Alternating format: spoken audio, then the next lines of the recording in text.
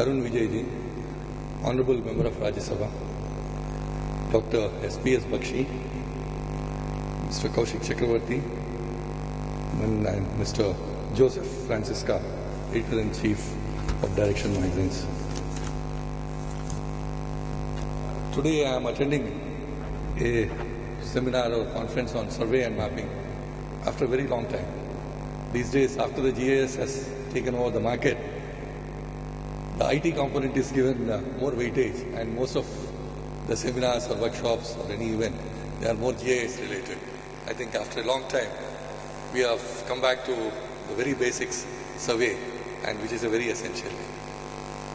As you all know, Surveyor of India was founded in 1767. We are 247 years old as of today. And it was founded by the East India Company. And the mandate for Surveyor of India, when it was found as Survey of Bengal. Then later it became Surveyor of India. The mandate was to help the company in expanding its territorial limits. So it started with that kind of a mandate, and then after the independence, Surveyor of India has become an organ of Government of India to help the developmental activities of this country by providing the most basic infrastructural tool, that is the map. Since then, since we have completed Survey of India, in Survey of India we have already completed surveying the entire country on 1:50,000, and then that was using the earlier methods. During those days, first we used to carry out the field survey, then prepare the map for printing, and then finally it used to get printed. And all this process used to take about 15 years, which was known as a mapping cycle. Today you think of mapping an area, and after 15 years only, we were in a position to provide the map. Fortunately, we have done a good job of it.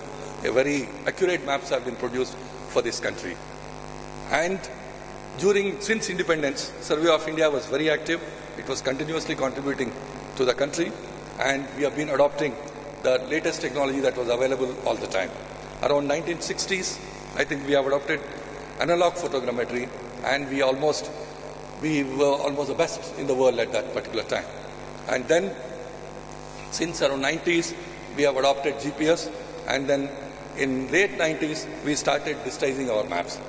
Around 2005, we have completed the digitation of all the 50,000 mapping of this country.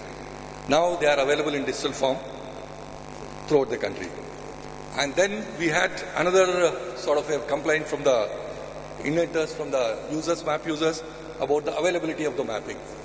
Earlier, due to the restriction policy of the government, there used to be restricted maps and they were not available. Now to address this, we came out with two types of maps, two series we call them. One is open series maps, and the second one is the defense series maps. The open series maps is available for every citizen of India across the country. For any part of the country you can buy. That is the present status. And then, as you are all aware, gradually, say from around the 2000s onwards, in the last 10 to 15 years, there was so much development in the GIS field that now every organization, almost everyone wants a digital map in GIS ready format. Okay. And now, to meet that demand, we have made all the maps in the digital form and also in GIS ready format. It is available with us right now. Yeah. Survey of India, I would like to bring out that around 70s, it was about 20,000 strong, whereas today it is only 7,000 is our manpower. Because of this, we are sort of compelled to do that, or you can say it is the market need or the market trend today, that there is a partnership from the industry also. So the Indian mapping industry, survey and mapping industry has been sort of partnering with Survey of India since a long time. Already we are into that. I can say even in the digitation exercises we have done, where one particular aspect was there, patterning, it was outsourced and it was done by Indian companies only. And now Survey of India is coming up with the massive project of mapping the entire country on 1:10,000 scale in a digitally produced manner and in a GIS ready manner.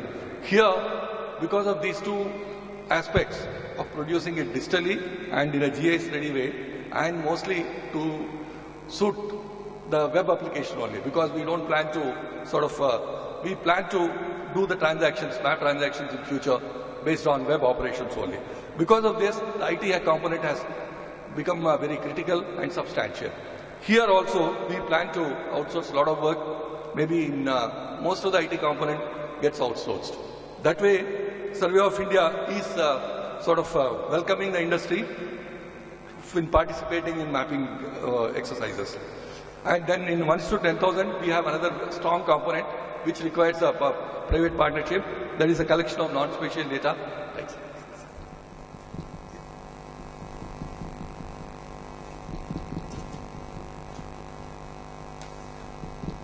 That is a lot of non-spatial data or attribute data is to be collected. I think here also we will be taking in the help of the private industry. And then even in beyond this, the data management is there, for setting up data centers, etc., which are again highly IT intensive. We plan to propose to take the industry help. Then comes, like earlier, if you see, air photography was done for Survey of India by the Indian Air Force only. It was never Indian Air Force and NRSC were the two agencies who used to undertake that. But of late, in the last few years, we have outsourced even that. For the Indian Coastal Zone Management Project, the entire air photography was flown by a private agency, and even the data extraction is also being outsourced and is being done by the outside agencies only. And then we are planning, it is being maybe in a very short while, we'll be taking up the survey of River Ganga. There also, we plan to outsource many of the activities in that. After the independence, I don't remember the exact time, at some stage, the cadastral survey was made into a state subject, and the responsibility of mapping, the revenue mapping, was given to the state governments. Due to this, there was a lot of, each state adopted some kind of a technology, different technologies. There are a lot of issues in that. And then, even because of this, and secondly, because of other issues, the mutation cycle is about 30 years. Earlier it used to be as long as 30 years in some of the states. Seeing this only, Government of India has come up with the NLRMP project, and then I hope after this is done, we'll have better seen in the cadastral survey part. Even in this area also, most of the work is outsourced. Many companies are doing this work. And then I would like to talk about the licensed surveyor concept. Like since a few years this has been talked about in various forums, but I think we couldn't make such much progress. As I see it, if you see the case of cadastral survey, where a licensed surveyor is required, almost all the revenue departments are short of manpower in this area. You find that the revenue surveyors say they are supposed to be there up to the block level also, or in a district if you see, as on today, maybe there are 15 to 20 people. Okay. And then there are a lot of litigations out there, a lot of legal issues come in, and with all this manpower is not in a position to cope up.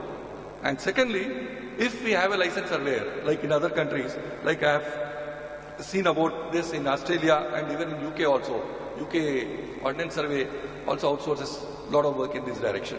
If a the concept of licensed surveyor is that we identify some people, say some people got to pass an examination, like any engineer or anybody, and then he is given a license to survey and then certify that this is the size of this plot.